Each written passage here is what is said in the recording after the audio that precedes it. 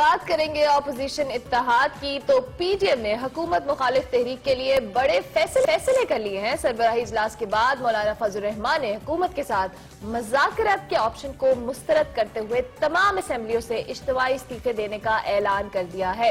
उन्होंने कहा कि पीडीएम में शामिल तमाम जमातों के अरकान कौमी और सूबाई असम्बली 31 दिसंबर तक अपनी क़यादत को इस्तीफे जमा कराएंगे। आज बात की जाए तो पीडीएम की स्टीयरिंग कमेटी का इजलास हो रहा है, जिसमें पहियाजाम हड़ताल के साथ साथ शटर डाउन हड़ताल है, डिविजनल सतह पर जलसे जुलूस और लॉन्ग मार्च से मुतालिक शेड्यूल तय किया जाएगा। और उधर वजीर आजम इमरान खान ने 2 टोक अल्फाज में ऑपोजिशन को वाज़ेह पैगाम दे दिया है कि पीडीएम के इस्तीफों से कोई फर्क नहीं पड़ता, ऑपोजिशन इस्तीफे दिए तो ज़मीनी इलेक्शन कराएंगे। बिल्कुल, और ये बात किस हद तक डुएबल है, 1 मिनट की हद तक तो डुएबल है, लेकिन ऑन प्रैक्टिकल क्या ऑपोजिशन के लिए इस्तीफे देना, हुकूमत के लिए उसके बाद इंतखाब कराना डुएबल है या नहीं, इसी पे बात करेंगे। उस्मान डार हमारे साथ मौजूद हैं, वजीर आजम के माविन हैं यूथ अफेयर्स के हवाले से, और जो टाइगर फोर्स है उसको भी हेड करते हैं। उनसे जरा पूछते हैं कि वो इस सूरत हाल पे क्या देखते हैं। सबसे पहले तो उस्मान, गुड मॉर्निंग। सुबह सुबह हमने आपको जगा दिया, कैसा लग रहा है आपको? जी, रूटीन ही है, आपको पता है, सुबह सुबह प्राइम मिनिस्टर। अच्छा, आज तो खैर आपके लिए बड़ा दिन है, आज तो डेफिनेटली आप बहुत बिजी भी होंगे क्योंकि प्राइम मिनिस्टर की सियालकोट आमद है, फिर नया एयरपोर्ट आपने बना लिया, नई एयरलाइन सियालकोट की चल रही है, ग्रेट ओवरऑल। लेकिन सबसे पहले मुझे जरा पीडीएम के हवाले से बताइए, पीडीएम कह रही है इस्तीफे देंगे, आप कह रहे हैं इलेक्शन कराएंगे। इस वक्त मुल्क की पॉलिटिक्स कहां खड़ी है और क्या हमें यह मालूम नहीं है कि हम इकोनॉमिकली कहां पे हैं, जब हम दोनों तरफ से इतनी बड़े बड़े दावे सुन रहे हैं और हमारी इकोनॉमी सफर करेगी इस सारी सूरत हाल में? उस्मान साहब देखिए, चांद कपल पीडीएम ने कहा जी 8 दिसंबर को आर पार कर देंगे, लेकिन मैं समझता हूँ खोदा पहाड़ निकला चूहा। कल भी उन्होंने रवायती गुफ्तगू की, 31 दिसंबर की बात की जी, इस्तीफे जो हैं वो हम 31 दिसंबर तक ले लेंगे और फिर हम अपना अगला अमल बताएंगे। मैं समझता हूँ उन्होंने अपने लाहौर और जो लाड़काना जलसा अनाउंस कर रखा है उसका नतीजा भी देखना चाहते हैं कि किस तरह अवाम इनके साथ खड़े हैं, नहीं खड़े। लेकिन खास बात यह है, फजल रहमान साहब खुद असेंबली से, पार्लियामेंट से बाहर हैं, उनके हलके के लोगों ने उन्हें रिजेक्ट कर दिया। वो डे 1 से इस पार्लियामेंट के खिलाफ थे। वो अलग बात है कि इन्होंने इलेक्शन लड़ा इसी पार्लियामेंट से जिसको ये जल्दी जिसको असेंबली कहते हैं, वो अलग बहस है। उसके साथ साथ अगर मरियम सफदर साहबा को देखें, उन्होंने खुद आज तक एक काउंसलर का इलेक्शन नहीं लड़ा, इलेक्टेड नहीं है, वो भी इस्तीफे मांग रही हैं उन लोगों से जो अपने अपने हलकों से लाखों लोगों का वोट लेके पार्लियामेंट तक आए हैं। मैं मुंतजर हूँ कब इनके अरकान ये इस्तीफे अपनी लीडरशिप को जमा कराते हैं, और मैं उम्मीद करता हूँ कि ये लीडरशिप स्पीकर नेशनल असेंबली को इस्तीफे देने से पहले पब्लिक करेगी इनमें से किस किसने इस्तीफा दिया है। बिलखसूस जो मेरे मुकाबल इनके एक रंगबाज हैं सियालकोट से, मैं तो उन्हें कल से चैलेंज कर रहा हूँ, आज ही इस्तीफा दो, आओ हम इलेक्शन लड़ते हैं सियालकोट में। सियालकोट के लोग ये फैसला करेंगे कि वो मेरे लीडर खान के साथ खड़े हैं, लोग फैसला करेंगे। आपने भी मौलाना फजल रहमान की बात की, उन्होंने जो मुज़ाकरात है उसकी ऑप्शन को बिल रिजेक्ट कर दिया है। वो कहते हैं कि जी अब कोई मुज़ाकरात की गुंजाइश है ही नहीं। तो क्या गवर्नमेंट तैयार है पत्थर का जवाब पत्थर से देने के लिए, क्योंकि उन तो बिल्कुल वायलेंस पे आए हुए हैं कि हमने डंडे भी चलाने हैं, हमने लड़ाइयां भी करनी है। तो क्या स्ट्रैटेजी है हुकूमत की? देखिए, फजल रहमान की इस स्टेटमेंट से कि वो मुज़ाकरात नहीं टेबल पे नहीं आएंगे, ये भी सच कौम के सामने आ गया। ये यही रागल आपते थे ना कि जी हमें प्राइम मिनिस्टर इमरान खान या हुकूमत हमारे साथ बैठती नहीं है, बातचीत नहीं करती है। तो आज पूरी कौम देख रही है, लोगों की जानों के साथ खेलने के लिए इस कोरोना पेंडेमिक में अपनी करप्शन बचाने के लिए ये हुकूमत के साथ मुज़ाकरात के टेबल पे बैठने के लिए तैयार नहीं है, क्योंकि इन्हें फिक्र है अपनी करप्शन बचाने की।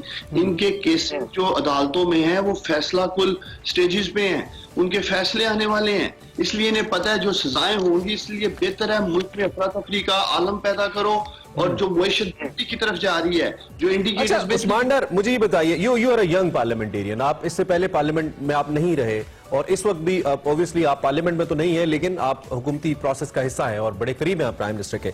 लेकिन आपको नहीं लगता कि since your government is started एक इंटेंस किस्म की सूरत हाल है, कभी तो महंगाई के हवाले से आप चैलेंजेस आपको दरपेश है, कभी फॉरेन पॉलिसी के हवाले से दरपेश है, कभी इकोनॉमी के हवाले से दरपेश है, और एक चैलेंज जो आप खुद से सेटल डाउन कर सकते हैं, जिसको ट्रिगर करना या रोकना हुकूमत के समहाउ बस में होता है, वो पॉलिटिकल सिचुएशन होती है, वो भी आपसे कंट्रोल नहीं हो रही है। कहीं ना कहीं आपको आवाम का ख्याल नहीं करना चाहिए, बीइंग दी एल्डर ब्रदर, अगर हम गवर्नमेंट की बात करें कि आवाम सारी सूरत हाल में सफर करिए और कितने ज़हनी तनाव का शिकार है, एक तरफ से आपका बयान आता है, एक तरफ से उनका बयान आता है, इस पे जरा हमें बताइए।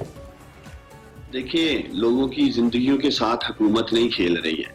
हुकूमत अपनी जिम्मेदारी पूरी कर रही है। एसओपीज की हम बात कर रहे हैं। हम ये बात कर रहे हैं कि जहां कानून की वायलेशन की जाएगी, खिलाफ वर्जी की जाएगी, दुनिया भर में कोई भी जिम्मेदार हुकूमत एक्शन लेती है, कोई कानून की खिलाफ वर्जी करने की इजाजत नहीं देता है। खिलाफ वर्जी तो ये कर रहे हैं, हजारों का मजमा तो ये इकट्ठा कर रहे हैं, लोगों की जिंदगियों के साथ ये खेल रहे हैं। मैं आपको बताऊं, तो पकड़ते क्यों नहीं है? कल भी आपने मरियम समेत कई लोगों पे 8 मुकदमात बनाए, पकड़ते क्यों नहीं है इनको? आप दूसरी जानब आपकी पॉलिटिकल इंटरेस्ट आ जाते हैं, इस वजह से नहीं करते आप, या पॉलिटिकल प्रेशर्स आ जाते हैं? बिल्कुल ऐसी बात नहीं है। हम इनको सियासी शहीद नहीं होने देंगे। ये तो चाहते हैं पकड़ दकड़ो। मुल्तान में क्या हुआ? 5 घंटे का जलसा नहीं था जो 5 दिन इन्होंने वहां तमाशा लगाई रखा। और हम समझते हैं कि ये कौम पूरी देख रही है कि किन लोगों ने कोरोना को फैलाने में कलीदी किरदार अदा किया। आप अभी एक बात कर रहे थे चैलेंजेस की। मेरे लीडर, मेरे प्राइम मिनिस्टर वजीर आजम इमरान खान ने सारी जिंदगी मुश्किल वक्त में चैलेंजेस का मुकाबला किया है। मैंने एक लम्हे के लिए भी उन्हें फिक्रमंद नहीं देखा कि ये लोग क्या कर रहे हैं। उनको फिक्र है तो आम आदमी की, वजीर आजम इमरान खान को फिक्र है गरीब आदमी की, छाबड़ी वाले की, रिक्शे वाले की, दुकानदार की। ये लोग मईशत तबाह करने के लिए कर रहे हैं। कौम याद रखेगी आज का दिन 9 दिसंबर, जब ये लोग मुल्क में कोरोना में जलसा खेल रहे थे, तो आपका वजीर आजम सियालकोट में एक निजी एयरलाइन का इफ्तिताह कर रहा है। 4 अरब रुपए से ज्यादा इन्वेस्टमेंट सियालकोट की बिजनेस कम्युनिटी कर रही है। बिजनेस बूम कर रहा है। सीमेंट इंडस्ट्री ऊपर जा रही है, टेक्सटाइल इंडस्ट्री ऊपर जा रही है। सियालकोट में एक्सपोर्टर्स के लिए लेबर नहीं है। ये आपका प्राइम मिनिस्टर मुल्क तबाह हाल मुईशत को बेहतर कर स्ट्रगल कर रहा है। साहब, आपने अभी सियालकोट की बात की, वजीर आजम इमरान खान की बात की। आप भी एक प्लेटफॉर्म पे ये कह चुके हैं कि ऑपोजिशन जो है ये मुल्क दुश्मनों के हाथ में खेल रही है। नरेंद्र मोदी के हवाले से आपने इसको रेफरेंस में कोट किया, प्राइम मिनिस्टर भी इस हवाले से कह चुके हैं। क्या ऑपोजिशन और दुश्मन मुल्क के हवाले से कोई आपके पास प्रूफ है, कोई सबूत है जिस वजह से ये इतनी बड़ी स्टेटमेंट दी जा रही है, या सिर्फ काउंटर अटैक किया जा रहा है ऑपोजिशन पे? देखिए, आम आदमी से आप पूछे पाकिस्तान में तो वो आपको बताएगा कि हिंदुस्तान, भारत, नरेंद्र मोदी कभी भी पाकिस्तान की खुशहाली चाहता है। कभी भी वो चाहेंगे पाकिस्तान इकोनॉमिकली स्ट्रांग हो। कभी भी वो हमारी अजीम पाक फौज को, आप देखते आए रोज वो एंटी हमारी फौज हरकत करते रहते हैं।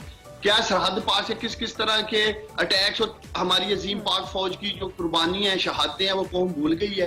तो ये कहना कि जी वो इकट्ठे बैठे हुए हैं, मतलब महज बयानियां है, प्रूफ्स नहीं है, आप ये कह रहे हैं महज बयानियां है। एक सेकंड, क्या कौम को इनकी नरेंद्र मोदी के साथ बैठे हुए पिक्चर दिखाएंगे तो यकीन आएगा?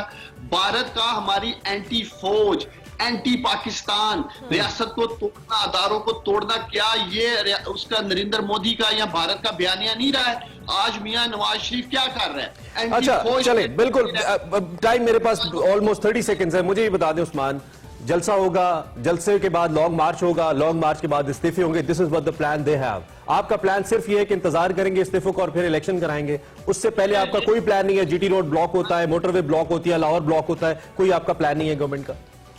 देखिए, मैं पीएमएलएन और पीपल्स पार्टी के जो इलेक्टेड एमएनएज हैं, सेनेटर्स हैं, ये पीडीएम के तमाम जो लोग पार्लियामेंट में बैठे हैं, मैं उन्हें ये कहना चाहूंगा वो आइन पढ़ें, वो पाकिस्तान आइन और कानून पढ़ें। उसमें कैटेगोरिकली लिखा है कि ये लोग इस्तीफे देंगे तो सिर्फ जिमनी इलेक्शन होगा, हुकूमत कहीं नहीं जाएगी। जहां जहां से ये इस्तीफा देंगे वहां वहां हुकूमत जिमनी इलेक्शन कराएगी। ठीक है, हुकूमत जिमनी इलेक्शन कराएगी, लेकिन ठीक है, आपने अब जो भी आप मौक़िफ़ दिया, thank you very much for joining early in the morning. It's a big day for Sialkot. We wish you a very best of luck. Prime minister साहब का दौरा भी है, आप लोगों के लिए एक बड़ा दिन है। Thank you so much for joining early in the morning. Usman हमारे साथ मौजूद है। एग्जैक्टली, और इंटेंस गुफ्तगू भी हुई, लेकिन इसी इंटेंस गुफ्तगू के बाद एक छोटी सी ब्रेक लेंगे। ब्रेक के बाद हाजिर होंगे। आप देखते रहिए एक्सप्रेसो।